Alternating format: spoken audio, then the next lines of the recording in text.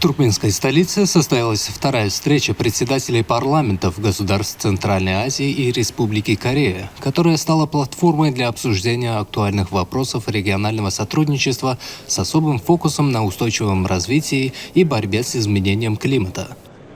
Казахстанская делегация рада участвовать сегодня во второй встрече председателей парламентов государств Центральной Азии и Республики Корея.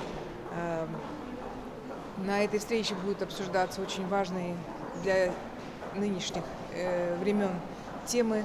Это прежде всего мир, процветание, взаимное доверие. Действительно, сегодня мир переживает очень непростые времена, когда и дефицит доверия существует, и очень много различных конфликтов, и климатические проблемы, и демографические проблемы. Целый клубок проблем. Но, слава богу, в нашем регионе мы переживаем своего рода ренессанс Центральной Азии. Именно так назвал проходящие сегодня процессы наш глава государства, президент Касым-Жомарт Кемелевич Токаев. Почему ренессанс? Потому что мы в нашем регионе восстанавливаем очень тесные связи, которые испокон веков существовали в этом регионе. Нас связывал шелковый путь с Китаем, с Азией, с Европой.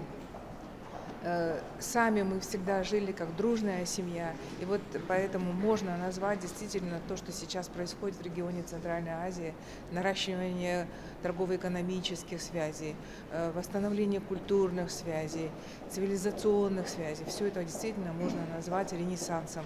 Мероприятие, прошедшее в здании Меджлиса Туркменистана, собрало высокопоставленных парламентариев, экспертов и представителей гражданского общества. Девиз встречи «Партнерство во имя мира, процветания и взаимного доверия» четко отразил стремление участников углубить многосторонние связи и выработать совместные подходы к решению насущных проблем.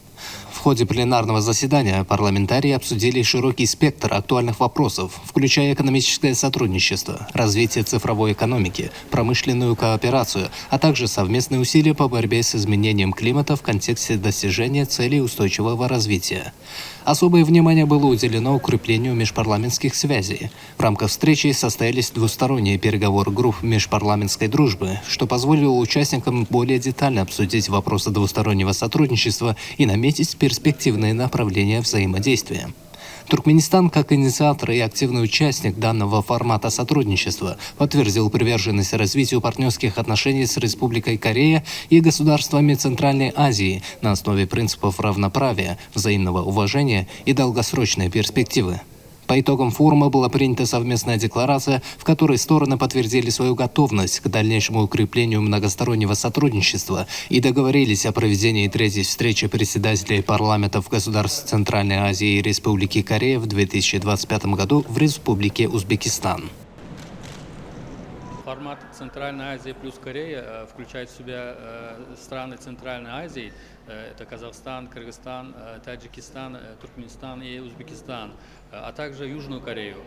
Формат был создан по инициативе нашего национального лидера туркменского народа, председателя Халк Маслахаты Туркменистана, героя Аркадага, и поддержан руководителями центральноазиатских стран, а также Южной Кореи.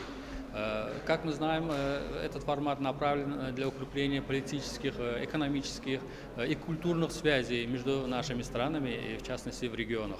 Главной целью данной встречи является укрепление межпарламентских отношений, обмен опытом в законотворчестве, а также обсуждение актуальных международных вопросов, таких как экономическая безопасность, а также изменение климата, развитие инфраструктуры, а также цифровизация. Темы включают расширение экономического сотрудничества, такие направления, как инвестиции в инфраструктуру, энергетическая безопасность, логистика, а также торговля.